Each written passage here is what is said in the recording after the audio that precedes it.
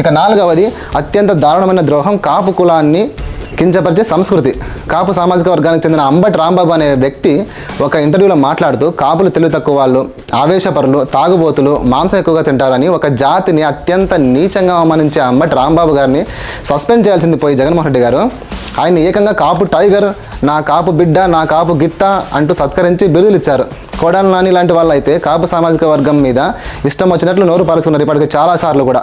ఏ సామాన్యుడి కష్టం చూసినా చలించిపోయే పవన్ కళ్యాణ్ గారు నిరంజన్ అనే ఒక అనారోగ్యంతో బాధపడుతున్న కుర్రాడిని పరామర్శించడానికి వెళ్తే మాజీ మంత్రి పేర్ని నాని లాంటి నాయకుడు అత్యంత వెటకారంగా, అత్యంత హీనంగా ఆ పసి ప్రాణాన్ని వాడు వీడు అంటూ దూషించాడు.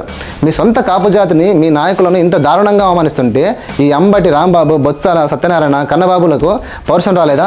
నోరు పెగలలేదా? 5 ఏళ్ల పాటు పదవుల్లో ఉండి సొంత కులానికి ₹1 నిధులు తెచ్చుకోలేని వీళ్ళు ఇప్పుడు సడన్గా ఎందుకు అంత ప్రేమ పుట్టుకొచ్చిందో తెలుసా?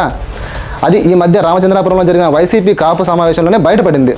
ఆ మీటింగ్లో పాల్గొన్న కాపు నేతలే మనం ఈ ఎజెండాతో వెళ్తే నాడు జగన్మోహన్ రెడ్డి గారు కాపులకు చేసిన అన్యాయాలు చర్చకు వస్తాయి, రిజర్వేషన్ రద్దు అంశం బయటకు వస్తుంది, అసలుకే మోసం వస్తుందని వారే బాధపడ్డారు. వారికి తెలుసు ఇది అన్యాయం కాదని. అయినా ఈ కపట ప్రేమ ఎందుకంటే 2024 ఎన్నికల్లో కాపులు అత్యధికంగా ఉన్న తూర్పు, పశ్చిమ గోదావరి జిల్లాల్లో ఉన్న 34 అసెంబ్లీ స్థానాలకు గాను వైసీపీకి ఒక్క సీటు కూడా రాలేదు. 34 వచ్చింది 0.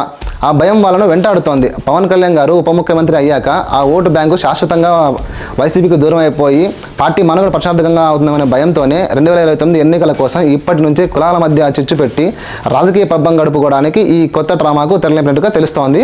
ఇక్కడ తెలుగు సమాజం చాలా తెలివైనది. అధికారంలో ఉన్నప్పుడు అనగదొక్కి ఇప్పుడు ప్రతిపక్షంలోకి రాగానే ముసలి కన్నీరు కారిస్తే జనాలు నమ్మరని 2024 ఎన్నికల్లో బలంగా చెప్పారు. 2029లో కూడా ఈ కుట్రలకు ఎలాంటి సమాధానం జనాలు ఇస్తారో చూడాలి.